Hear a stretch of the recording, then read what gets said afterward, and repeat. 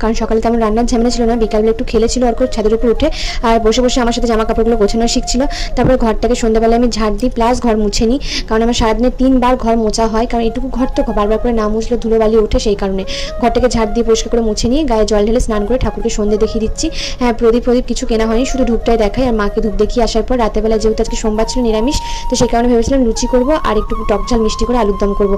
আলুর দমের রেসিপি মানে আমার কাছে প্রচুর ভ্যারাইটিস আছে আলুর দমের, তার জন্য আজকে একটু হিং আদা গ্রেট করে আলুর দমটা বানিয়েছিলাম টক দই দিয়ে।